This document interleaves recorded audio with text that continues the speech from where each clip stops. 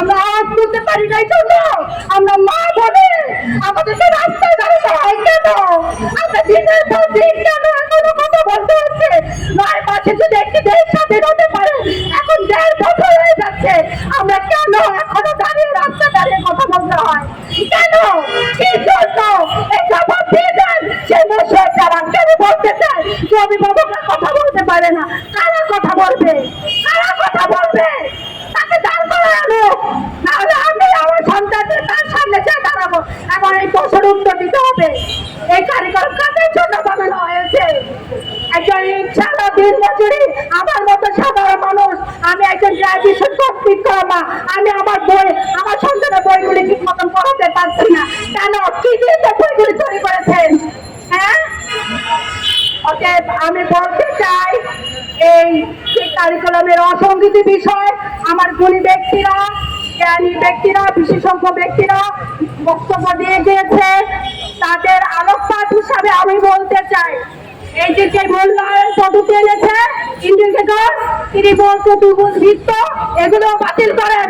ভালো কথা বলছে, আমার সন্তানের মেধা আছে, সে জ্ঞান আছে। আপনি বড় বিশেষজ্ঞের কাছে যাবেন, সেখানে আইকিউ টেস্ট করা হয়, তার লেভেল কোন লেভেলে আছে।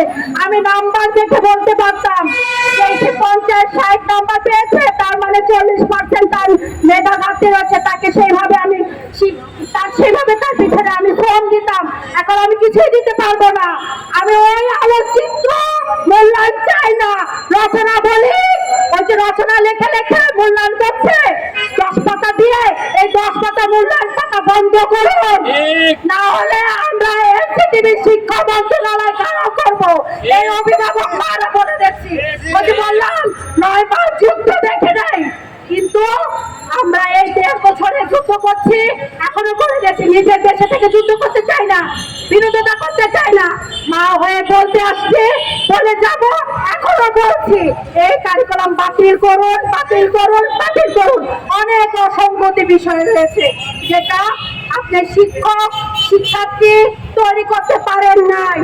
আপনি কারিগরি শেষ করে দিচ্ছেন, কারিগরি ভোকেশনাল সব শেষ করে দিচ্ছেন, কোনটাই সিস্টেমের মধ্যে রাখেন নাই। আপনি কোন শিক্ষা বিশেষজ্ঞ হয়েছেন? আপনি আমাদের কাছে আসেন, আমাদের কাছে এসে বিশ্লেষণ করেন। আপনি যদি এত দক্ষতা থাকে, কোন জ্ঞানে আপনি দক্ষতা অর্জন করেছেন? আমরা সেটা জানতে চাই। বারবার একই কথা বলে যাচ্ছেন। ধন্যবাদ সবাইকে।